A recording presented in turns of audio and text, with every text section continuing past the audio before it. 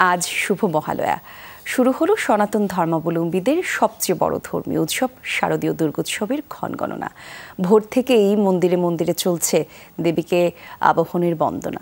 ছিল চণ্ডীপাঠ, যজ্ঞ আর তর্পণ প্রদানের মতো শুদ্ধাচারও। ভক্তদের আশা, দেবীর আগমনের মধ্য দিয়ে পৃথিবী থেকে দূর হবে অশুভ সব শক্তি।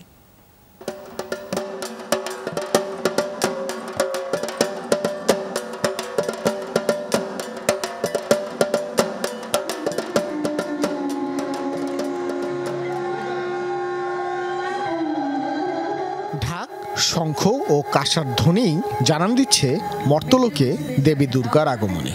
অবসান ঘটল সনাতন ধর্মাবলম্বীদের 1 বছরের অপেক্ষা। শুরু হলো দুর্গোৎসবের ক্ষণগণনা।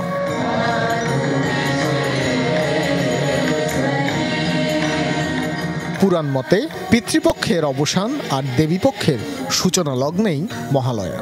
ভক্তদের বিশ্বাস, দেবী দুর্গা তাদের প্রধান আশ্রয়। তাই বন্দনা ও চণ্ডীপাঠে শুরু হয় মহালয়ার ভোর।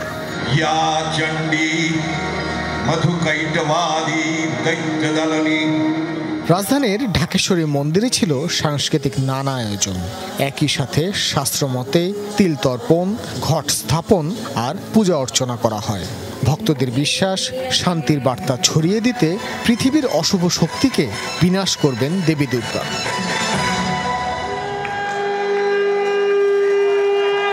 তর্পণ, চণ্ডীপাঠ, তারপরে দেবীর যে আগমন বার্তা, এইটা দিয়েই আসলে শরতের যে একটা আভাস, সেটা দিয়ে বোঝা যায় আর কি। মায়ের যেন সবার মঙ্গল করেন আর আমরাও শান্তি চাই। প্রতিবারের মতো এবারও দেখলাম বেশ জনসমাগম ছিল এবারও। সকাল 9:30টায় ঢাকেশ্বরী মন্দিরের বেলতলায় শুরু হয় পূজার মূল আচার।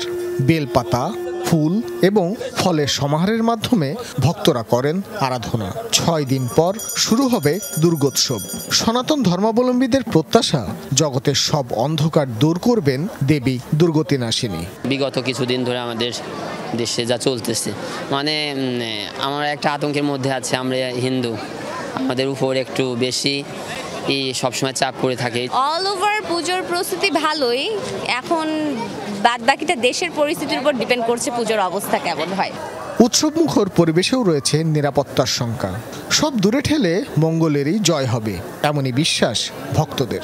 আজ রাত 9:30টায় শেষ হবে আমাদের কৃষ্ণপক্ষের শেষ দিন, অর্থাৎ আজকে যে মহালয়া, সেই মহালয়ার সময়।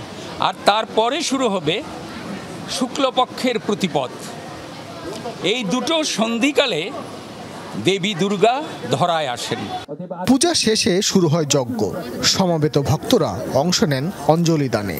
এবছর দেবী দুর্গা মর্তে আসবেন দোলা বা পালকিতে, আর বিদায় নেবেন ঘটক বা ঘোড়ায় চড়ে।